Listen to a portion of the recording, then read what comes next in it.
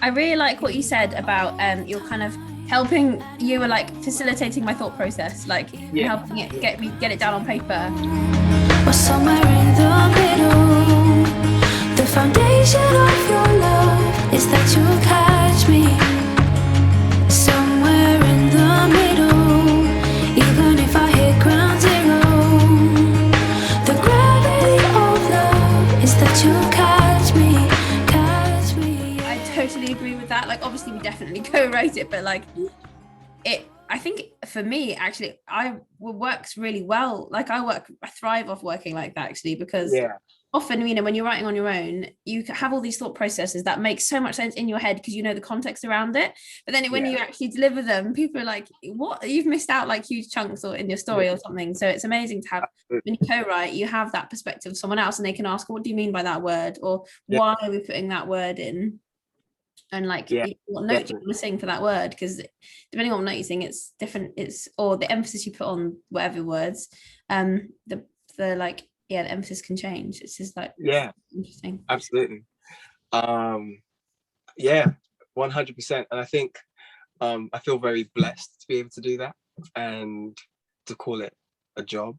But more importantly, in our relationship and our friendship, that we're okay with being vulnerable enough to actually like, it feels safe to have these conversations, which I'm grateful for. Also, a friend, I feel like for those musicians out there, I chordally speaking, it's so simple.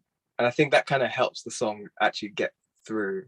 Because I felt like if it was a lot of things, you might be focused on the music more than what's being said. And we really wanted that to like happen because that's why it kind of revolves around the same chords pretty much. Like, even if I hit ground zero, somewhere in the middle.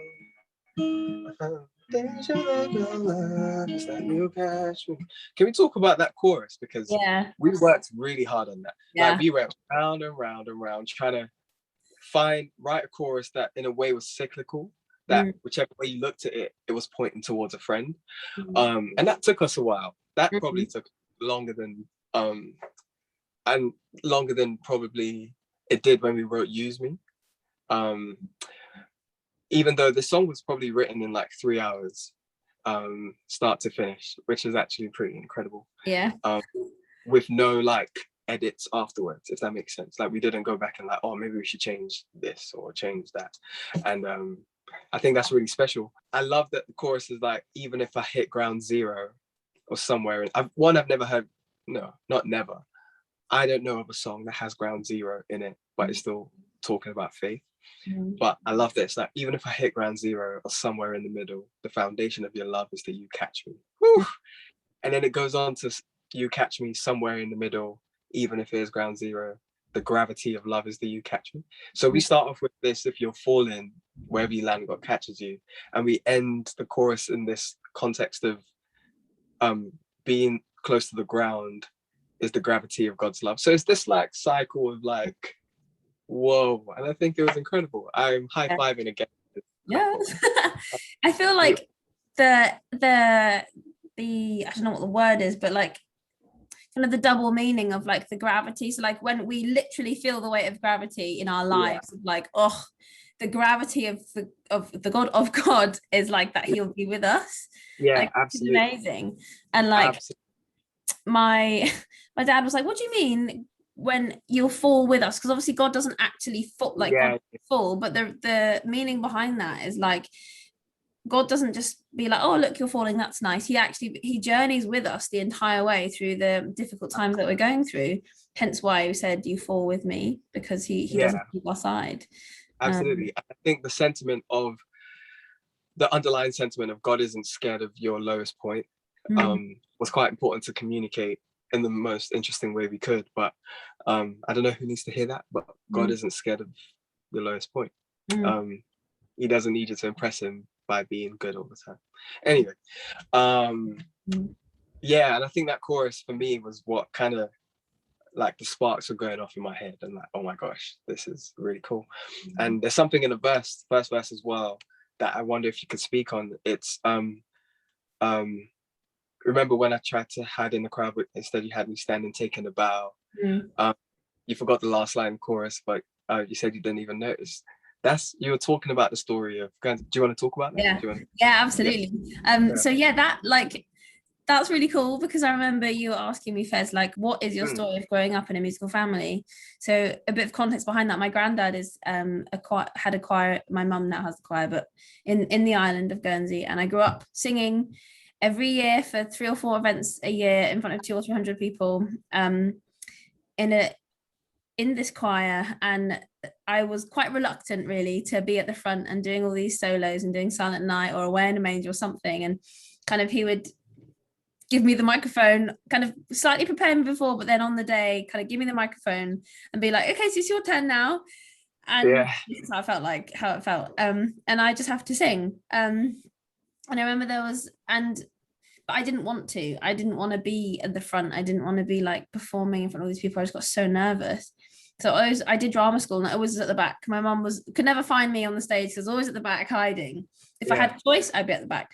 And I didn't want to, but it would, it was always said, it'll be good for you, it'll be good for you. And yeah, okay, it was good for me, but I didn't want to do it. I love that. And then I remember a couple of times I just forgot what I was singing, totally forgot the words to, like, I don't know, some simple song that is impossible to get to, but Silent Night or something. And I remember just totally messing up. And that's the context of, like, forgot the last line in the chorus and said you didn't even notice. And like, it was just amazing to know that actually, like, regardless of how we mess up on the earth, like, it's still pleasing to the Lord. Like, God loves the sacrifice that we make when we use our gifts to please and honor and reflect him. Also, I just want to comment on in the chorus and the melodically, when we were like when it just took us quite a long time to like figure out the chorus. The foundation of your love, and the and it's funny because not funny, but it's interesting because like, you'd think foundation talks about like near the ground, but the actual melody is so much higher, and we really wanted to like highlight the word foundation. Absolutely. That's such a good point. And in addition to what you were saying, which I think was beautiful, thanks for sharing that story again. It's actually nice to hear it again, because I'm like, oh yeah. And also something that I really enjoyed was the fact that coming off Use Me, for those again who don't know, Jem and I wrote Use Me, and that was a great experience. And it feels like the first verse of Friend is kind of an example of what happens when you are being used. Like, you're trying to hide in the crowd, but you haven't just taken a bow. That's now like introducing what being used by God actually potentially looks like in a real way. And the I guess tension between we don't want to do it, but we're going to do it anyway. So I think that's beautiful.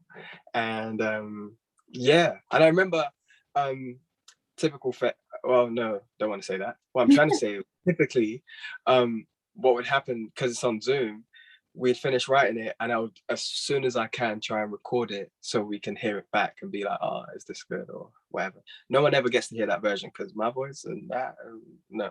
But but I remember that I got so like invested in it that I, instead of just like trying to demo it, I got really busy and was like, actually, let's put some music behind this, and let's see what it sounds like. There wasn't really much happening. The guitar you just saw was the guitar that I played on it. And I'm in my studio now, if anyone really wonders why I look like I'm on a spaceship, whatever. But there's a drum kit behind there, and I was like, oh, I should probably play some drums on this because I wonder if it will feel good. And that's what led to, I'll play, because I feel like this is something people probably don't get to hear, is the different things happening. Not much is happening. So this is obviously the acoustic that starts the record.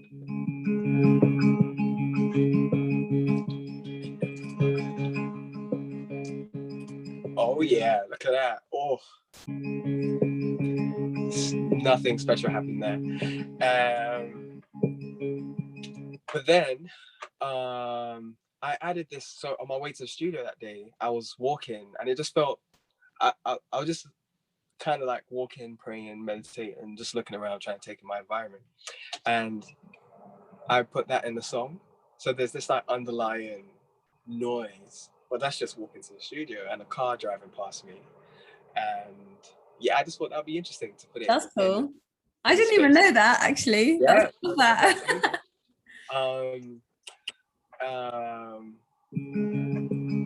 and then I'll get to when things kick off a bit,